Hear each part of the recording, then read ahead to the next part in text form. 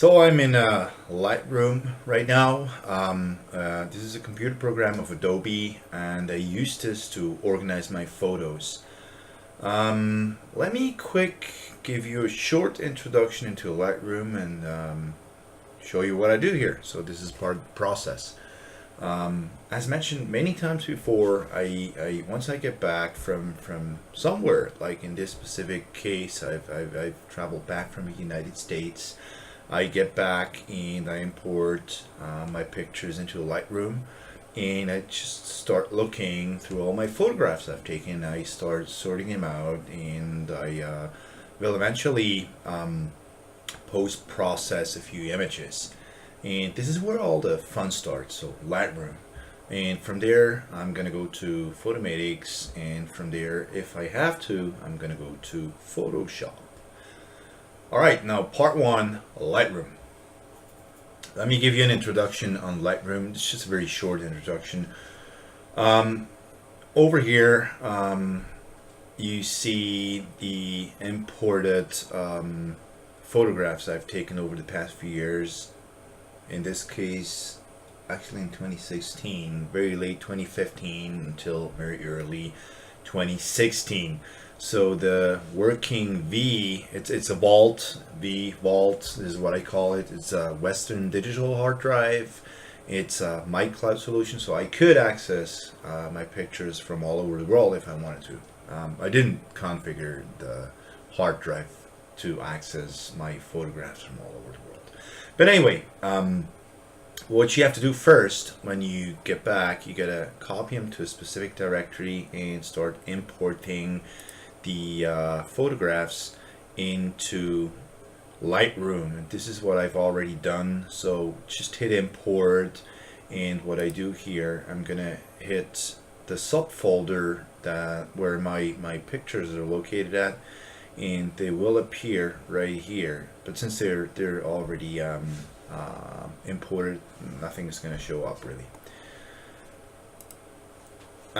Second thing, what I have done over here is I started working with collections. Now those collections, I usually don't work with collections, but I think for a tutorial it's pretty easy. So I took the best pictures there are, and I created a collection and I moved them to the collection. So right now I have 25 pictures I may want to work on for the tutorial. It's easy. So what you got to do is you simply drag and drop the pictures from your import to the collection, and they're gonna appear here.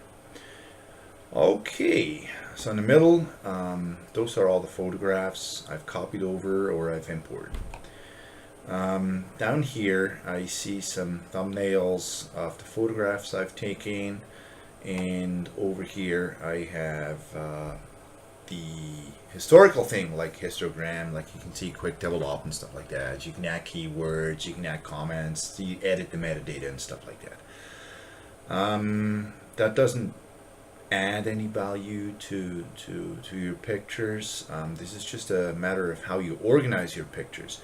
If you want to change the look and feel of your pictures, what you got to do is either hit the development button here or hit D for development, and what's it going to do? It's going to change accordingly. Alright, so what do we see here?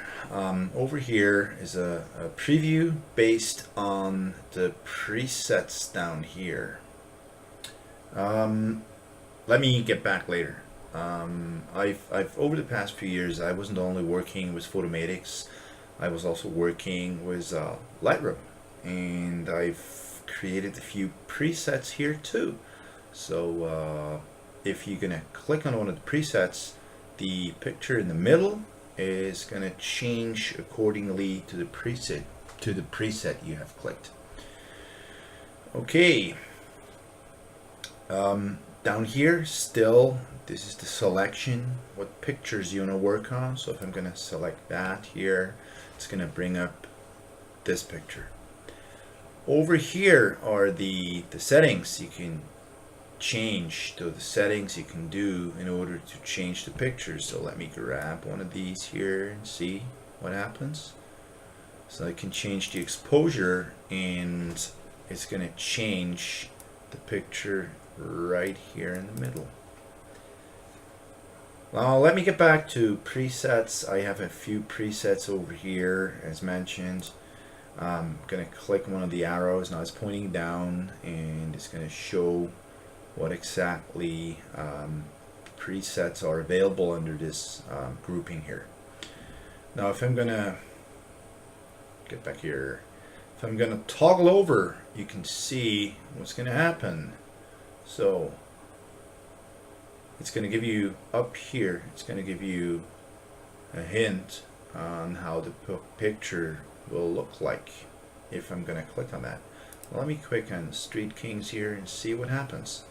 Now this preview becomes available over here, or visible, not available. And the settings here, they change according to the preset that I have chosen.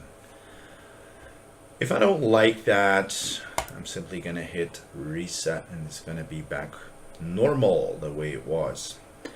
Now the way I work, I told you many times before that I'm using a technique. It's called HDR, high dynamic range, and I take multiple pictures. You can see that down here. So there's the first picture, second picture underexposed, third picture overexposed.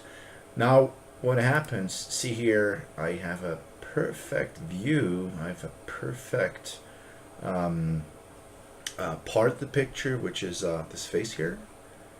Over here I do have the shadows, and over here I have the highlights. Now what I will do, I'm gonna post-process the image in Photomatix later on. As you can see here, I have movements in the picture, and I told you many times before that movements are not quite good.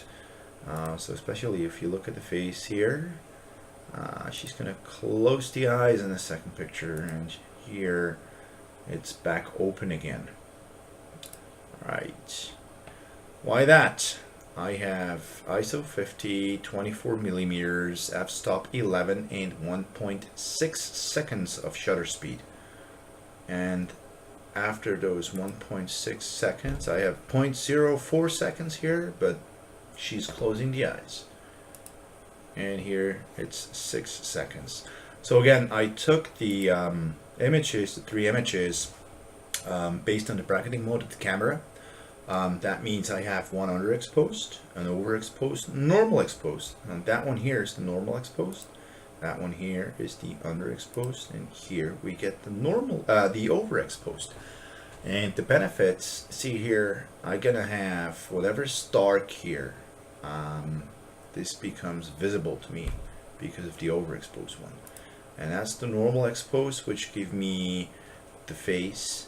And normally when I have an underexposed, I would have somewhere, I would have the contrast. Not in this image, but it's going to add anyway, it's going to add the value. What I'm going to do over here, I'm going to click the first image, and I'm going to click the last image while hit the shift key, and I'm going to go down here. And what I'm going to do, the profile corrections are already enabled. Now see here what it does. So the camera lens, it's gonna change the profile for the recording lens that I put on. In this case, it's a 2470 on my A7R. It's gonna correct everything in order to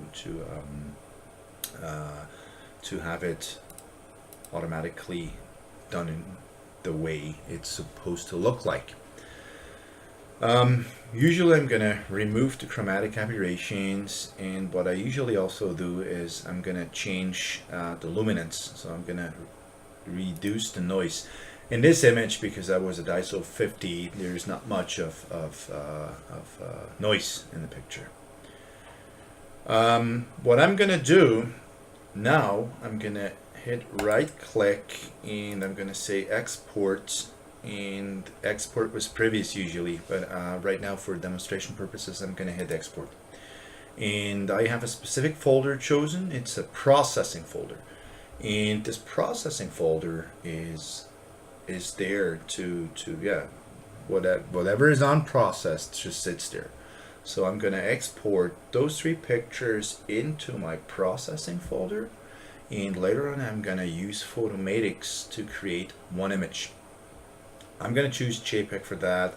I'm gonna have the quality as high as I can.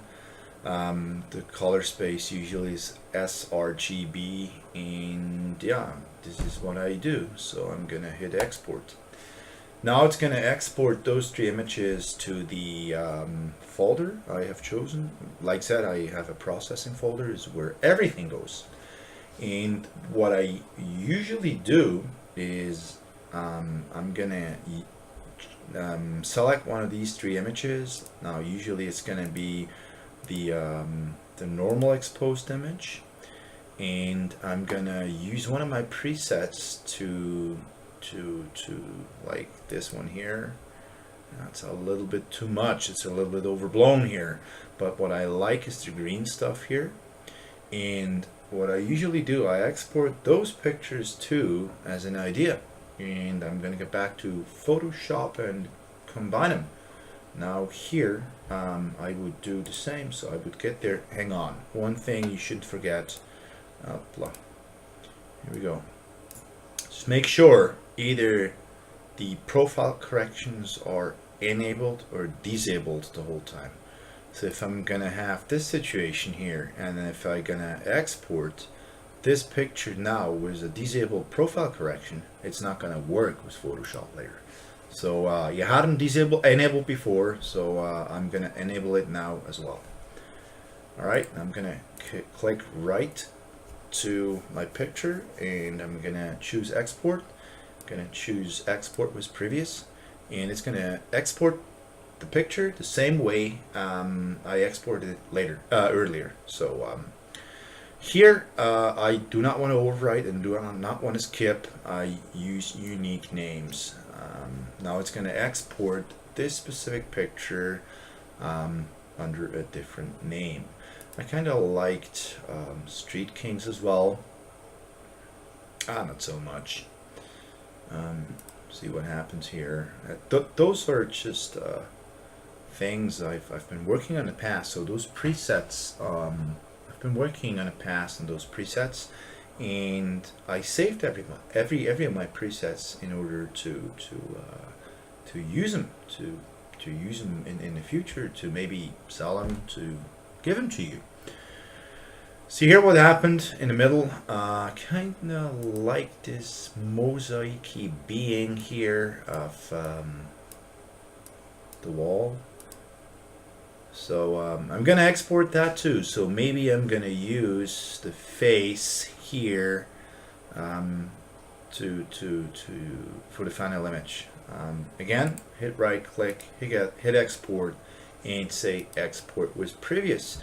Now it's saying it's existing, so again I'm gonna say use unique names, and it's gonna simply add a number. So I had like what was the, yeah, see here, this is the name up here, and it's just adding 1 2 3, well 1 2. So I have the regular name in JPEG, and then I have a version 1 and version 2. So this is what's gonna do. Alright, so next step is I'm gonna hit Photomatix, and I'm gonna create, out of those 3 images, I'm gonna create one. Now those are my 2 ideas or 2 images that I plan to combine in Photoshop together with the one that is going to be created by Photomatix.